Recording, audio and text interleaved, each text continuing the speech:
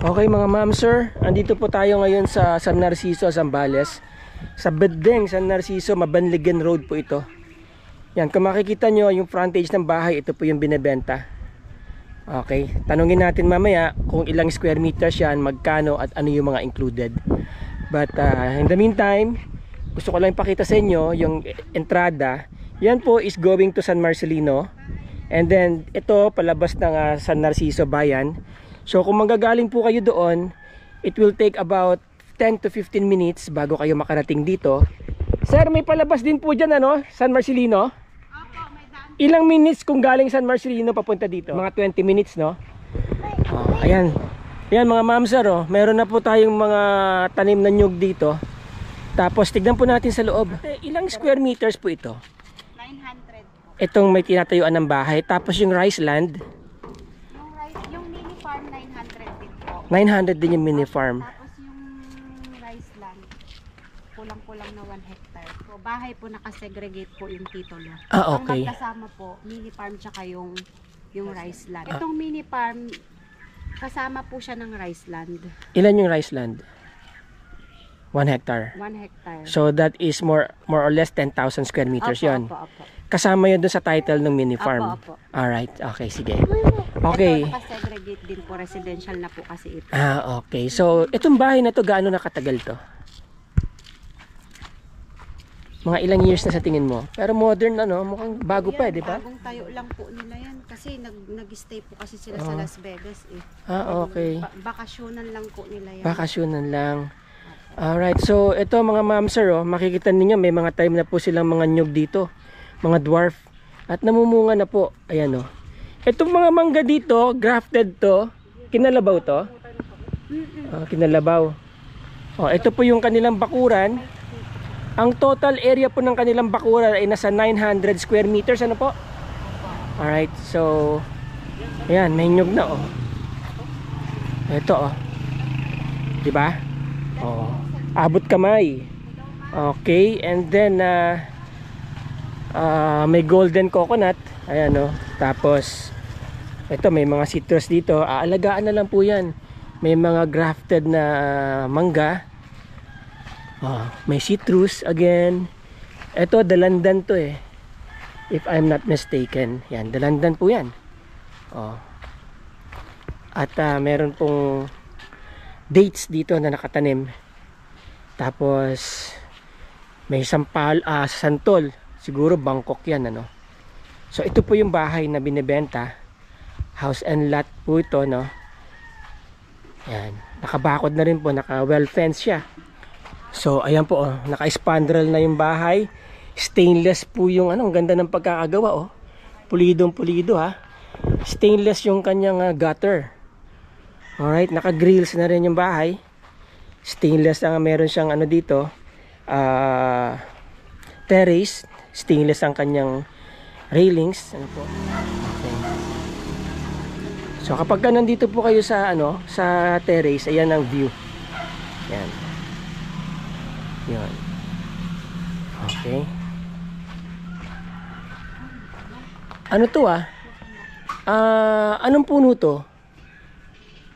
Longgan? Longgan ano? Longgan tong puno na to. Pero unfortunately, hindi to mamumunga dito. Namunga na ba to? Hindi pa no? Hindi to mamumunga dito kasi mainit. Pero magandang shade yan. Tapos, ano to? Santol ano? Bangkok? Tapos itong mga mangga niya, lahat yan mga kinalabaw. Grafted na kinalabaw no? Yun, puno ng dates. Itong langka na to, maganda oh. Namumunga na rin. Ayan. Siguro latex-less to. Okay. And then dito, ito yung pinakagarahe po. Pwedeng garahe yan. Tapos meron silang mini kitchen dito sa labas ano. Tanong natin kung ano yung mga kasama. Ikot muna tayo dito sa likod ng bahay. Yan. So ito po yung likod ng bahay. So may dwarf na kalamansi dyan. Meron na namang ulit langka. May kubo. Okay, may dalawang langka dito. May mangga, grafted. Okay, tapos yun. Nandiyan po yung mini farm.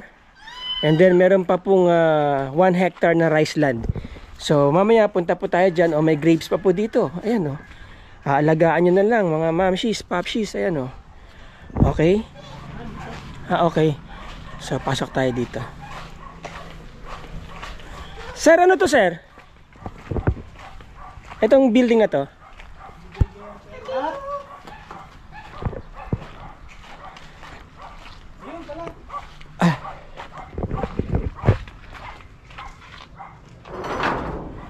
Okay, may sasakyan dito. Kasama ba yung sasakyan na binibenta? Hindi ba? Check natin. Ito po pala yung garahe. So merong safe na garage po dito. May sasakyan yata sa loob.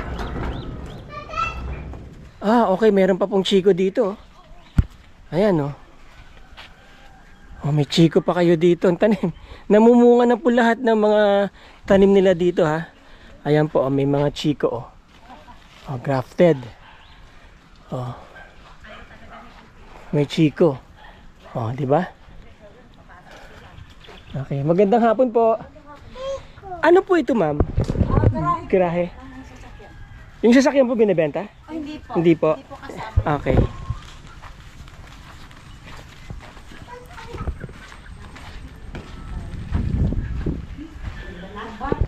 Isahan na lang po. Ano niyo po yung may-ari? Hipag po. Hipag. Okay. Parang hindi pa Dapat kasi Sabado para nandito si JR. Anong taon po ito nag-built? Ano pa lang ito? bago pa lang. Oo, at saka marami na naman siyang pag may makita Palit agad. So well-maintained po. Mga year 2018 kaya? Mga ganun. Hindi ko alam. Naman. Kasi yung mga buyer po kasi tinatanong kung ilang years na yung bahay Ay, toto. Okay. So pasok po tayo. Ituro mo nga kay ante. Okay. Kay susi. Sige. So ito. Pwede po bang buksan ng ilaw? Ano po, master's bedroom na agad? Master bedroom po. Alright, so from here, galing po doon sa gate, paglabas nyo sa kotse nyo, garahe, may access po kayo dito sa master's bedroom kaagad. Tapos may sariling terrace po ang master's bedroom. Overlooking po yung mini farm at saka yung rice land. Kasama po yung ibang gamit dito. Okay, and then tanong natin kung ano mga kasamang gamit. Tsaka magaganda po yung mga ginamit nilang mga quality ng pintuan, kagaya po nito. Naka powder coated na. And then solid po ang pintuan.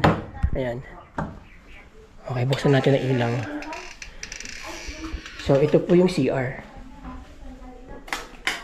Yun. Alright, so ang CR, maganda po yung water closet. Maganda rin ang lavatory. May cabinet sa ilalim. Yun Okay. And then vanity mirror. Shower area. Naka-tiles po yan hanggang ceiling. Okay, ayun. May bidet. Okay, stainless ang mga accessories ng CR. Ayan Diba? Hello. Ayan. Okay. So may outlet dyan. And then ito po yung master's bedroom. Ayan. Yan yung aircon. So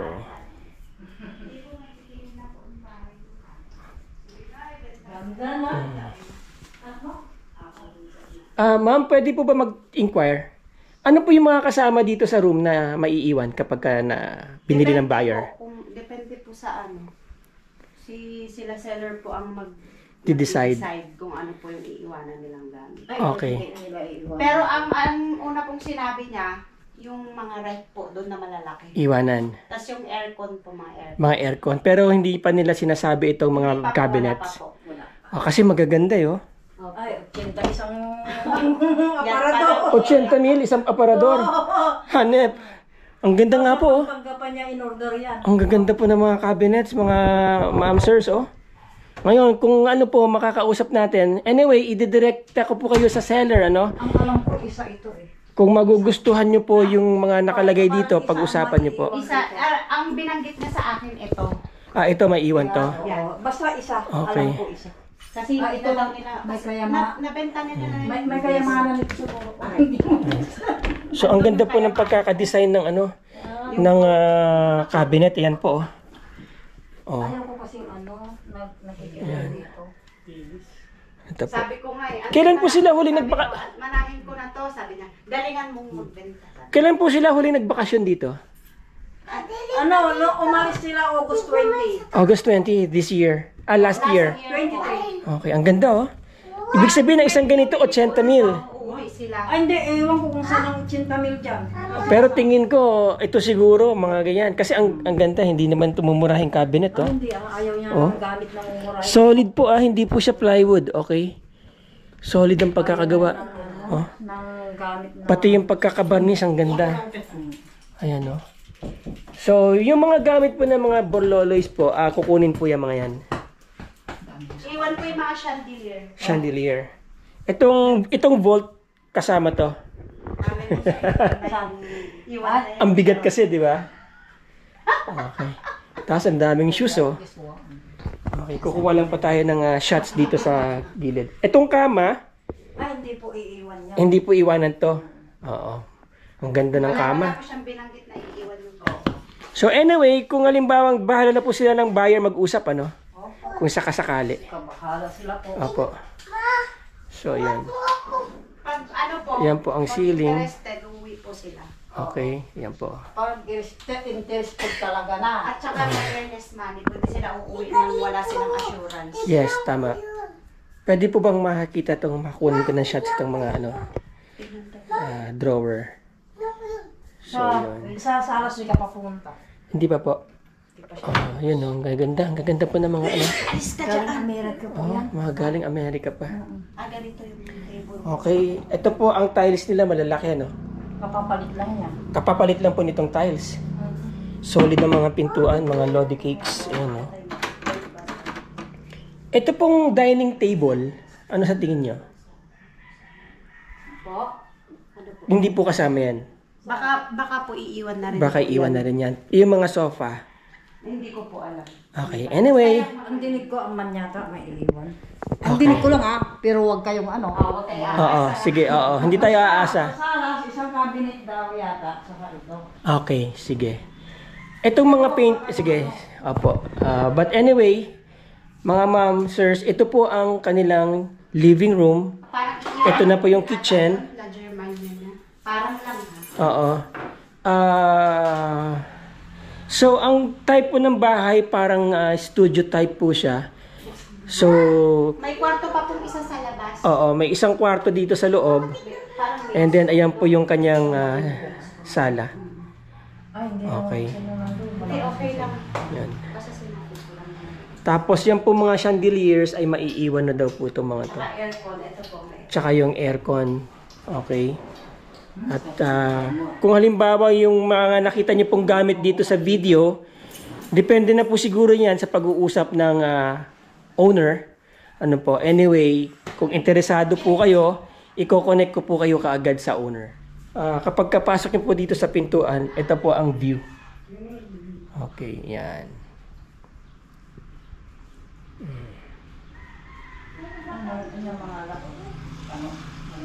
And then, ito po yung chandelier, maiiwan na po yan. Yan po yung kanilang kisame. Okay. And then, ito po yung ating mga built-in cabinets. Lababo, malaki po yung lababo ninyo. Okay. Maganda po yung pagkaka-tiles pulido. Mukhang metikuloso ang may... Ganito ang kwan yan. Okay. Masira. Oh, mukhang napaka-metikuloso ng may-ari. Sobrang. Oo, no? Metikuloso. Hindi Oo. matapuan ng langaw yung Oh, bahay niya. oo. Ayan, no. Very organized po. Ganyan po talaga sila mga nasa Amerika. Very organized at very maaliwalas po yung bahay. So, paglabas niyo po dito, so ito na po yung isang garahe or hangout din po, ano. So, ito na po yung pinuntahan natin kanina, yung kung nakita nyo. So, asan po isang kwarto nandito? Sa likod po. Ito na sa likod. Okay, nakaseparate yung isang room Parang maid's room. para sa maid's quarter. So ideally, this is good for couple house po talaga. Or retirement house. So, labas na po tayo. Oo. Ano kasama ito? Yun. Nakaharang lang yun dyan. Punta muna ako sa terrace para makita nila yung view sa terrace. So, yan. Alright. Kung anong itsura dito sa loob kapag ka nandito kayo sa loob. Ano ang view. Yan. So, maganda. Pagkaka-stainless po ang pagkakagawa, no? Hindi mabigat.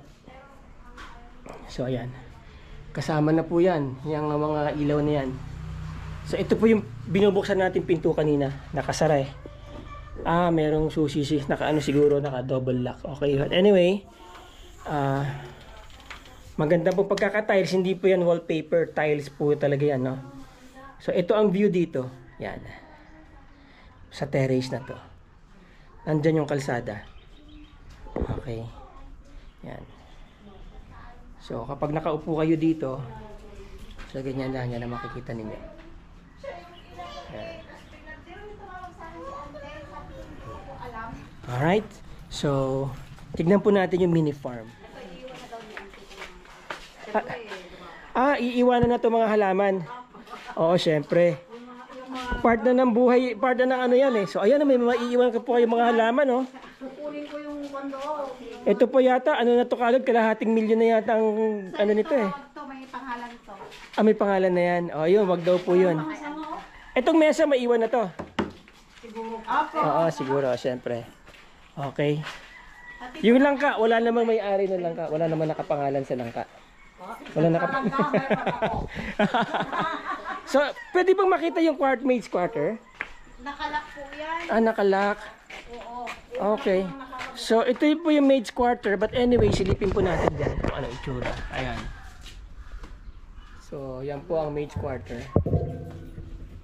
Okay. So, iiwanan na rin po itong malalaking mga ref dito. Para ka nagpapagasolina niyan.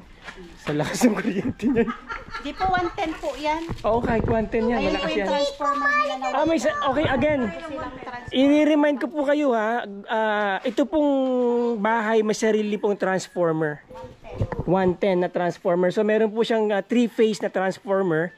220 at 110. Opo. Alright. Okay. Meron na po kayong kaimito rito, Star Apple. Ay, by the way, ma'am, ang source ng tubig po dito, deep well. deep well. Walang linya ng parang nawasa. Wala po. So ito, dito po nanggagaling ang source ng tubig. Meron pa doon. So dalawa po ang source ng tubig nyo. Isa doon at isa dito. Pareho na po meron Jetmatic na pump. Alright, so dito po tayo sa ano. So as you see, ma'am sir, from this house, paglabas ninyo, may gate po yan. Gated po lahat, ano. Papasok po tayo ngayon sa mini farm. Okay, dito na tayo. So meron pa kayong kakao dito, oh. So marami pong fruit bearing trees, no. At meron na rin pong merong mahogany dyan. May puno ng kasoy. Ayan, no. Puno ng kasoy. Kulay pula pa ang bunga. Tikman natin. Matamis. Ang sarap pa.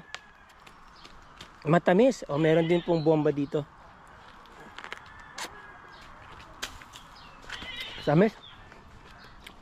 Gumagana to, kuya? Okay. Oo. Gumagana. Hindi lang nabobomba. Pero mukhang may tubig. Oh. Oo, gumagana. Okay, merong duhat. Puno ng duhat. Ano po? Guyabano. May citrus po dyan. Ano po siguro to? Yung suha. At meron pong grapes dito. Alagaan na lang po itong grapes. Oh. Medyo hindi lang siguro nakukultivate na alagaan. Pero mabubuhay pa po ito. Ayan, may grapes po dito. Matagal po ang buhay ng grapes, ano, kapag ka naalagaan yan. So naka-gate po yung mini farm. Kasama na po ba yung kambing? Kasama na po ba yung kambing? Okay. So merong solar powered dito na post, na lamp post. At ito ay meron kayong bahay ng kambing dito. Ayan, kung gusto niyo mag-alaga ng goat. May kasoy pa kayo dito, mukhang magkaiba ng kulay, oh. Ito dilaw, yun pula. Oo. Mukhang matamis din tong kasoy niya. So yan. May gate din po yung ano, Kailan po huling na nag-harvest ito? Mukhang kamote ah. Opo. Kamote kailan lang?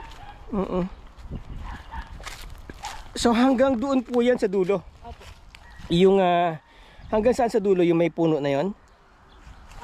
Opo, yung banda rito. Okay. So ito po yung almost 1 hectare na rice land. Pwede nyo pong i-convert yan din sa ano, sa vegetable farming, rice farming. Kagaya ngayon nagtanim po sila ng kamote. So hanggang dun po yan, hanggang dun. Ito pong mga agoho or pine trees, sakop niyan ano, kasama po yan dito sa part ng land. Ang ganda oh. Sir ma'am, ayan oh. Mga ma'am sir, tignan nyo. Andyan po yung mountain range ng Zambales. Yon. Again, doon po ang papuntang Manila, Pampanga. And then dito naman po ang papuntang north, papuntang Iba, Botolan, Pangasinan. Okay? So, alright. Galing na tayo doon ano. Kung mapapansin nyo ulit, i-emphasize ko lang yung agoho ha. Tignan nyo. Oh, dire-diretso, lalaki na. No? Yung mga pine trees, madami dire-diretso. So, kung nakikita nyo po doon sa unahan, yun po yung source ng tubig nila, yung tangke. So, meron po kayong level tank. No? Papakit lang kayo ng tubig and then lagi na kayo may supply ng tubig, syempre. May siniguelas kayo dito. Ito po siniguelas to. Check natin tong kulungan ng kambing. Ayan. Ayan. Matibay pa po, matibay itong kulungan ng kambing ha. Parang bagong gawa lang din to, pati kulungan ng kambing no? Kuya? Parang bagong gawa din itong kulungan ng kambing. 2 years pa lang? Oh, bago pa rin. So ayan no, yung mga ago. So kung makikita nyo yung bakod nila oh, may naka-elevate dito. 'Di ba? Tapos yan. Maganda po yung property. Meron na naman chiko dito. Okay. Meron kayong siniguelas. Ayan po, may puno ng siniguelas. Bibihira na lang po ngayon. Ayan, namumunga na yung siniguelas nila. Oh. Pati po itong chiko. So, okay mga ma'am, sir, mga kabutsawals. I hope na gustuhan nyo yung bahay na to, yung video na to. Maganda po yung property. Clean title. Ang signatory po nasa Amerika. So again, the totality of the area is more than 1 hectares, 1.1 if I'm not mistaken. Selling for 8.5 million. Wala po tayong OP, hindi tayo nag-overprice dito. Right? Maraming salamat po. Again, kung makakontak niyo po ako dyan sa mga link ko dyan sa description. Nandyan po yung aking email address. Nandyan din po yung aking FB account. At the same time, ilalagay ko na po yung Viber contact ko dyan. So get in touch if you're interested.